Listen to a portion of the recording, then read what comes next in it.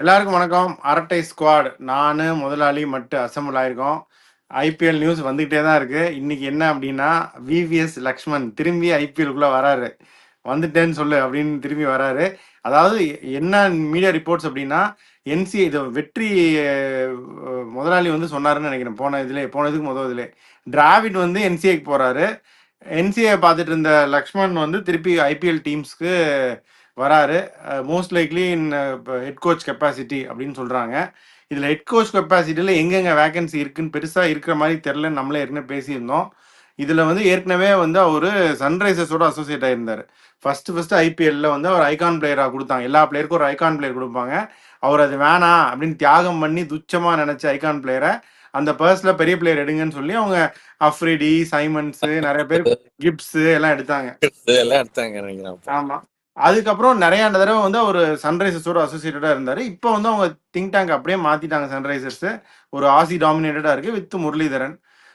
இப்படி இருக்கு. இதில் அவர் சன்ரைசர்ஸ்க்கு திரும்பி வருவாரா இல்லை எந்த டீமுக்கு வருவாருன்னு நீங்கள் 2 பேர் நினைக்கிறீங்கன்னு சொல்லுங்க. வில் டிஸ்கஸ் ஃப்ரம் தேர். சன்ரைசர்ஸ்க்கு இப்போ வர்றதுக்கு வாய்ப்பு கம்மி. ஏன்னா அவங்க ஏற்கனவே வெற்றி வச்சிருக்காங்க, செட் ஆயிருக்காங்க. அவர் வச்சுதான் பிளான் போட்டுட்டு இருக்காங்க. ஸோ சன்ரைசர்ஸ்க்கு திருப்பி உடனே வருவாரான்னு தெரியல. ஆனா இடம் வந்து 2 இடத்துல இப்ப காலி ஆகிறதுக்கு வாய்ப்பு இருக்கு. ஒண்ணு உறுதியா காலியா இருக்கிறது வந்து கேகேஆர்ல காலியா இருக்கு. அடுத்து வந்து ராஜஸ்தான் ராயல்ஸ். காலியா இடத்துல துண்டு போட்டு வச்சிருக்காங்களே வெற்றி. அங்க வந்து அபிஷேக் நாயர், இங்க வந்து சங்கக்காரா தான் திருப்பி வந்துருவாரு அப்படிங்கிறாங்களே. அதே சங்கக்காரா தான் அதுக்கு முன்னாடி டிராவிட் இது பண்றதுக்கு முன்னாடி நிறைய இடத்த அப்ரோச் பண்ணியிருக்காரு. ஒன் ஆஃப் த பிளேசஸ் வந்து பக்கத்துல அவர் முன்னாடியே இருந்த கேகேஆர்ன்றதுனால கேகேஆர் அவங்களுக்கு ப்ரிஃபரன்ஸ் கொடுக்கலாம் அப்படின்னு கூட பேசிட்டு இருக்காங்க. ஸோ நம்மளுக்கு வந்து இப்போதைக்கு உறுதியா எதுவும் தெரியாது. இவங்க எல்லாரும் பேசி முடிச்சுட்டு நம்ம என்னதான் ஸ்கெட்ச் போட்டாலும் கடைசியில் அவங்க ஒரு ஸ்கெட்ச் போட்டு முடிப்பாங்க. அதனால இவரும் அதே மாதிரி இப்ப துண்டு போட்டு மாதிரி இவரும் ஒரு துண்டு போய் போடலாம்ல, என்னையும் சேர்த்துக்கோங்க அந்த லிஸ்ட்ல பார்த்து. இப்ப நீ அபிஷேக் நாயர் வந்து ஒர்க் பண்ணிருக்காரு முன்னாடின்னு சொல்லி நீங்க அபிஷேக் நாயர் ப்ரிஃபரன்ஸ் கொடுக்குறீங்க. பட் ஆனா சங்கர்கரா எக்ஸ்பீரியன்ஸ்டு, லக்ஷ்மண் எக்ஸ்பீரியன்ஸ்டு. கோச்சிங் பொறுத்த வரைக்கும் அவரும் சப்போர்ட், லக்ஷ்மணும் சப்போர்ட்ல இருந்திருக்காரு, அபிஷேக் நாயரும் சப்போர்ட் அந்த என்விரான்மெண்ட்ல இருந்திருக்காருல வெற்றி. மோர் அங்க இருக்க டீம் பிளேயர்ஸோட மோர் கம்ஃபர்டபுள் அந்த என்விரான்மெண்ட்லயே நிறைய ஒர்க் பண்ணியிருக்காருல்ல. அது மட்டும் இல்லாம நிறைய இந்தியன் பிளேயர்ஸ் கூட ஒரு 1-on-1 கோச்சிங் இம்ப்ரூவ்மெண்ட் அந்த மாதிரி நிறைய இருக்கு. அப்படி சொல்லிதானே இந்தியன் டீமுக்கு வந்தாரு. இந்தியன் டீம்ல அது சக்சஸ்ஃபுல்லா இல்லைன்னு, அது ஒரு பலியாடுன்னு சொல்லி அவர் கொடுத்து விட்டாங்கன்னு சொல்லலாம். பட் அந்த சக்சஸ் அப்ப ரெப்ளிகேட் பண்ண முடியல அப்படின்னு போச்சுன்னா அப்புறம் அது ரிஸ்க் தானே. வெங்கி மைசூர்காரரு லக்ஷ்மண் எடுப்பாரு இல்லையா? மட்டும் நீ என்ன நினைக்கிற? லக்ஷ்மண் எங்க போன்ல கேட்டுட்டு அபிஷேக் நாயர் அப்படிலாம் சொல்லும் போது பிராவோன்னு ஒருத்தர் பேட்டி கொடுத்துருக்காரு. அவர் இன்னும் 2 வருஷத்துக்கு எல்லா கேகேஆருக்கும் நான் தான் கோச் அப்படின்னு. கேகேஆர் பத்தி நான் இன்னொன்னும் பார்த்தேன்.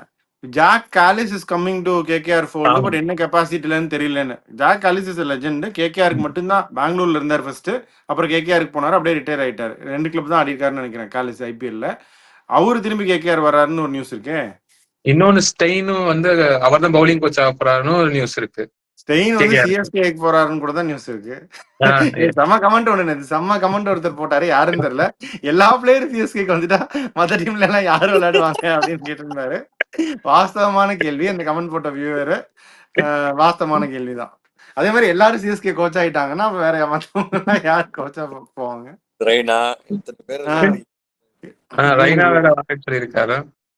எல்லா பிளேயரும் வந்து உங்களுக்கு சிஎஸ்கேக்கு வரணுமா? எல்லா கோச்சுமே வந்து உங்களுக்கு சிஎஸ்கேக்கு வரணுமா? இந்த லாகுல் உள்ள வந்திருக்காரு, அவரும் வந்து சிஎஸ்கேக்கு வருவாரா? என்ன லாகுல் சொல்லுங்க ப்ரோ, என்ன பேசிட்டு இருக்கீங்க? ஒன்னும் இல்ல, நானு நம்ம மூத்தவர் முதலாளி அப்புறம் என் தம்பி எல்லாரும் டெல்லி வானூர்தி நிலையத்துக்கு போயிருந்தோம். ராணுவ சுத்தி வளைச்சிட்டாங்களா? ராணுவ திடீர்னு சுத்தி வளைச்சிட்டாங்க எங்களை. அத பத்தி தான் பேசிட்டு இருந்தோம் பிரதர். அப்புறம் திடீர்னு அண்ணே ஒரே ஒரு போட்டோ எடுத்துக்குமானே அப்படின்னு கேட்டாங்க. சரி, இப்ப லக்ஷ்மண் வந்து திருப்பி ஐபிஎல் கோச்சா வந்தா எந்த டீமுக்கு வருவாரு?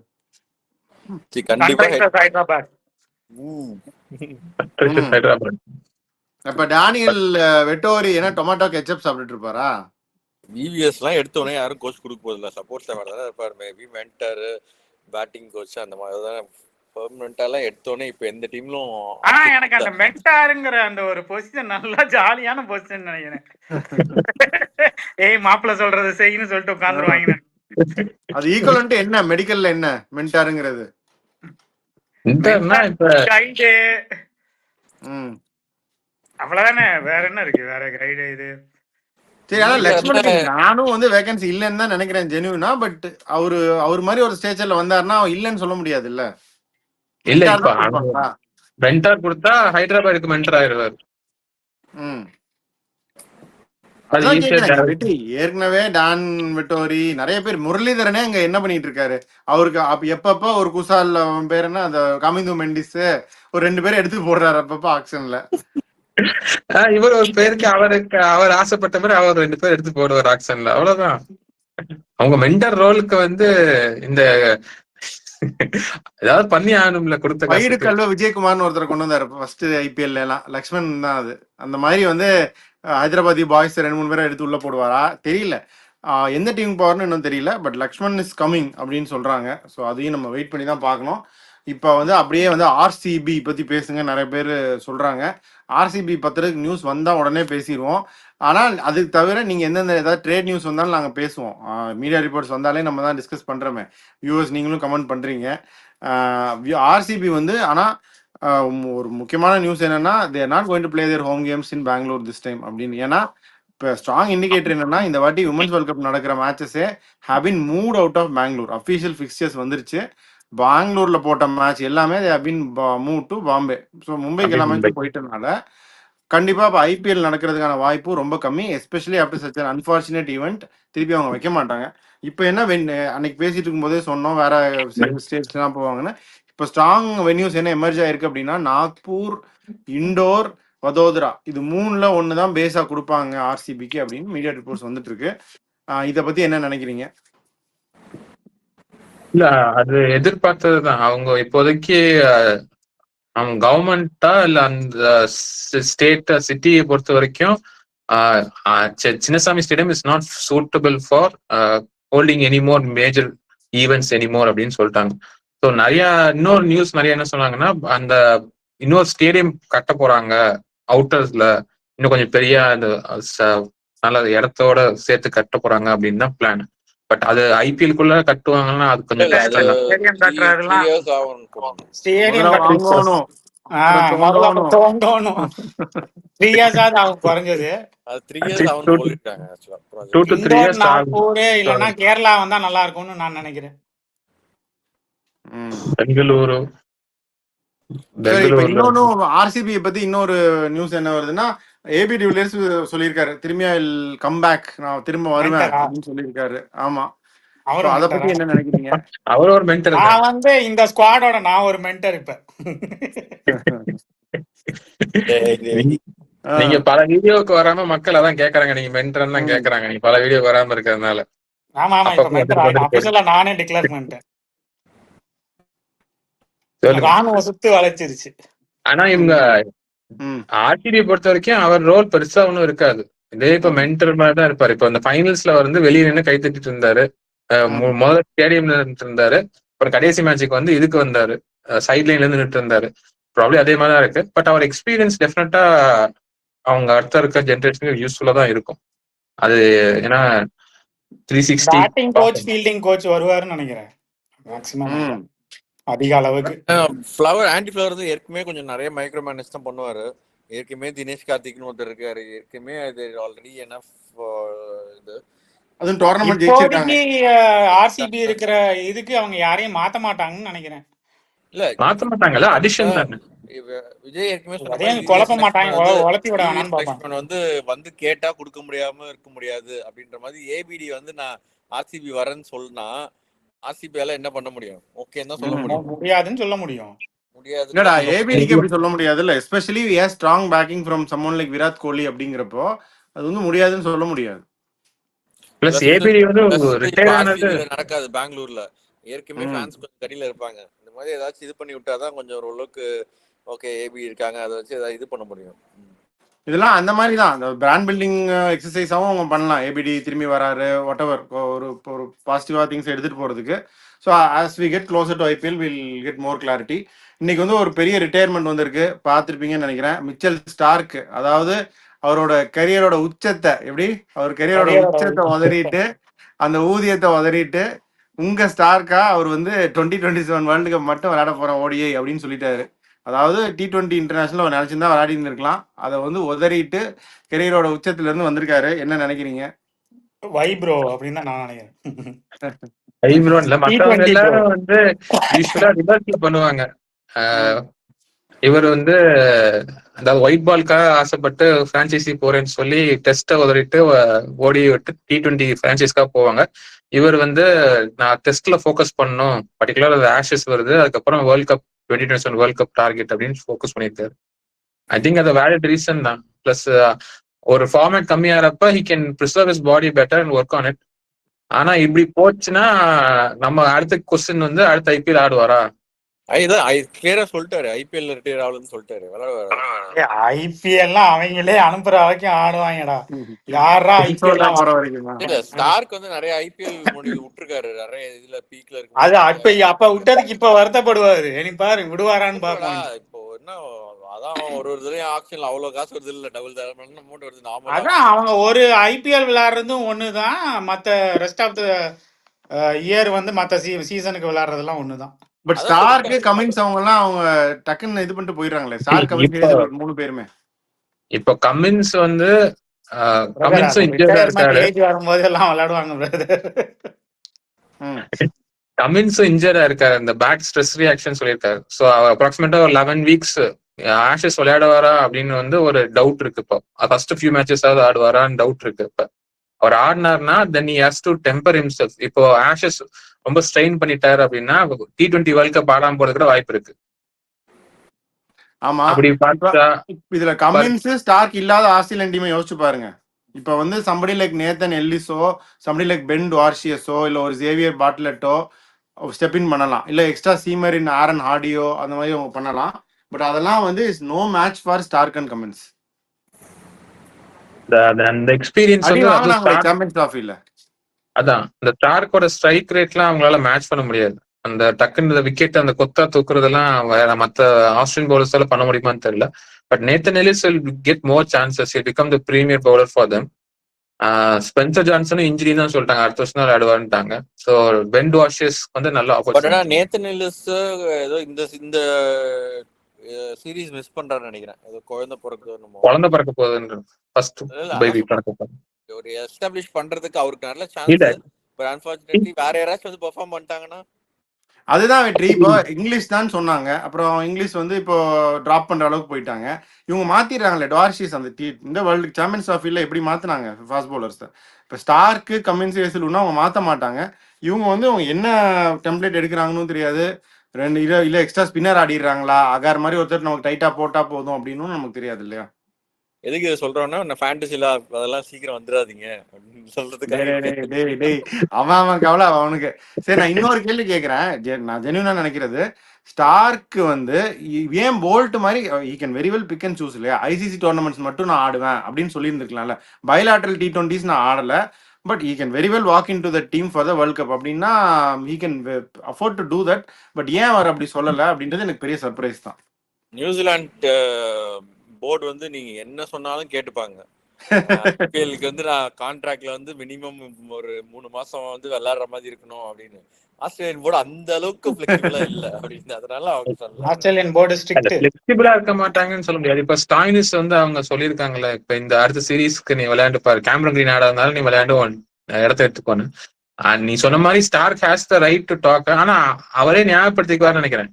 இப்போ சூஸ் பண்ணி நம்ம தேவையில்லாம இந்த இதுக்கு மட்டும் ஒயிட் பால் டோர்னமெண்ட் வந்து அதுல பெர்ஃபார்ம் பண்ண போயிட்டா எதுக்கு தேவையில்லாம பஞ்சாயத்து.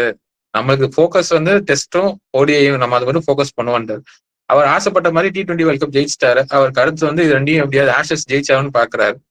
அவர் last time in at home அதை ஜெயிச்சு பாக்குறதுக்காக இந்த டெஸ்ட்டுக்கு ஃபோக்கஸ் பண்றாரு. ராகுல், நீங்க ஏதோ சொல்ல வந்தீங்க ஆஸ்திரேலியன் போர்டிஸ் அப்படின்னு ஏதோ ஒரு சொன்ன வந்தீங்களே. இல்ல அந்த டைமுக்கு சொல்ல வந்தேன். இப்ப சொன்னா சரியா இருக்கு. சரி, ஓகே. சரி, நான் இந்த டைமுக்கு இன்னொன்னு சொல்றேன். இவங்க வந்து சோனி பேக்கர் அப்படின்னு ஒருத்தர் நாங்க டெபியூ கொடுக்குறோம் அப்படின்னு ஒரு நாளைக்கு முன்னாடியே பிளேயிங் லெவன்லாம் அனௌன்ஸ் பண்ணி வந்தாங்க. வந்து 7 பேட்டர்ஸ், இப்போ எல்லாம் பெரிய பேட்டர்ஸ். இவங்க Ben Duckett, Jamie Smith, Root, Brook, பட்லர்ன்னு போனாங்க. பார்த்தா எத்தனை ஒரு 24 ஓவர் 25 ஓவர் 130க்கு ஆல் அவுட்டு. இதை பத்தி என்ன நினைக்கிறீங்க? அது 80க்கு 2 இருந்தாங்க, அதுக்கப்புறம் 130 ஆல் அவுட்னா 48 ரன்னுக்கு 8 விக்கெட் விட்டுருக்காங்க. இவ்வளவு சீக்கிரம் மேட்ச் முடியும்னு எதிர்பார்க்கல முதல்ல.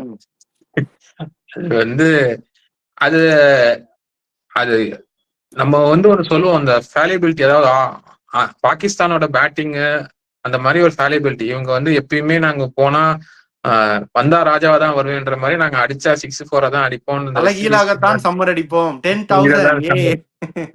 ஆக்சுவலா அந்த மாதிரி கூட அடிக்க பார்த்து கூட அவுட் இல்ல. மகாராஜ் ஒன்றும் டிஃபென்சிவ் பவுலரு நல்லா தான் போட்டாரு, நல்லா கொஞ்சம் ஸ்பின் இருந்துச்சு.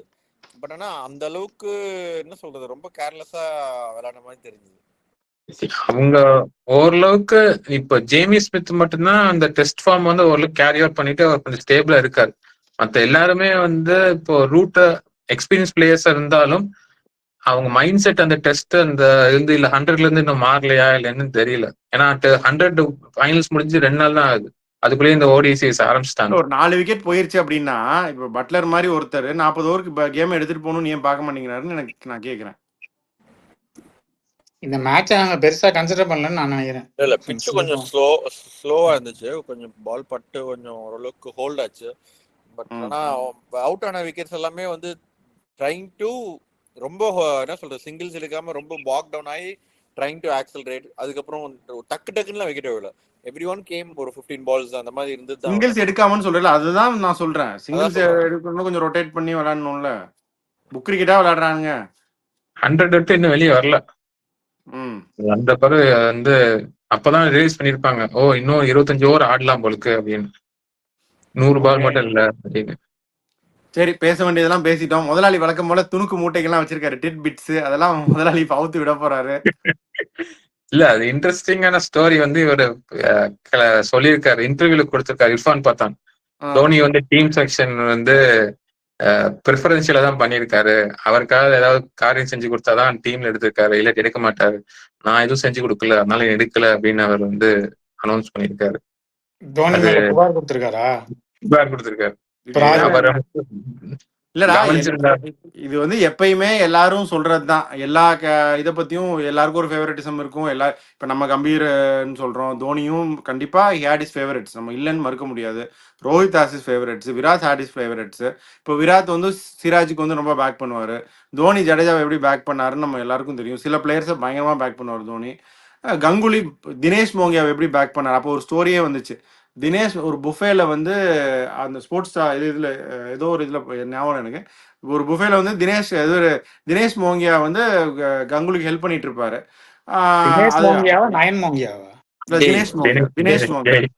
தினேஷ் மோங்கியாவை தான் ரொம்ப பேக் பண்ணார் கங்குலி. இவங்க அது it was taken in a very bad light. But then இந்த அளவுக்கு அவர் இப்போ பர்சனலா அவருக்கு ஃபேவர்ஸ் பண்றாரு, அதனால அவர் ரொம்ப டீம்ல இருக்காருன்றலாம் சொல்றாங்க. We may not agree with that. But அந்த ஒரு கிரிட்டிசிசம் எப்பவுமே வரும். இவர் இன்னார் இவருக்கு 2-3 பேர் இருக்காங்க, இவங்களுக்கு தான் சப்போர்ட் பண்ணுவாங்க அப்படின்னு எல்லாத்துக்கும் வர மாதிரி தான். பட் இது இப்போ ஏன் வருது அப்படின்னு எனக்கு தெரியல.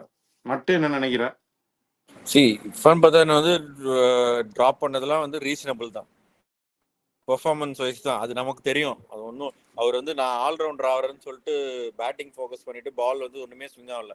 அவருக்கு பெரிய ஸ்விங் இருந்துச்சு பயங்கரமா. அந்த டெஸ்ட் மேட்ச்ல தொடர்ந்து 4 விக்கெட் ஃபர்ஸ்ட் நாள் எடுத்தாரு. அதெல்லாம் எல்லாம் 125 130 போடும் போது ஸ்விங் தான் முக்கியம். ஸ்விங் இல்லாம 125 130 போட்டாங்கன்னா அடியே போட செய்வாங்க. So as a bowler he didn't perform well, அதனால அவர் டீம் ஓட்டு தூக்குனாங்க. ஆல்ரவுண்டராகவும் he didn't make it in the team. அது இப்போ சும்மா சொல்லலாம், இது போச்சு கிளாஸ் ஏதாச்சும் சும்மா கான்ட்ரவர்சி கிரியேட் பண்ணா ஏதாவது இது கிடைக்கும் அப்படின்னு சொல்லிட்டு சொல்றாருன்னு நினைக்கிறேன். ஓகே, முதலாளி வேற ஏதாவது துணுக்கு மூட்டைகள் இருக்கா, இல்ல கம்பெனியை மூடுவோமா? அதுக்கு தோனி எதுவும் ரெஸ்பாண்ட் பண்ணிருக்காரா? இல்ல தோனி ரெஸ்பாண்ட் பண்ணுவாரு, முதலாளிகிட்ட கேட்டேன்டா, அவர் பண்ண மாட்டாரு. அதுக்கு தெரியாது, அதாவது நோட்டீஸ் கூட பண்ணிருக்க மாட்டாரு. இன்னொன்னு அஸ்வின் பிபிஎல்லோட ஃபர்ஸ்ட் மேஜர் இந்தியன் பிக்கா இருக்கலாம். இந்தியன் பெருமை உன்முக் சந்துக்கு இருக்கு.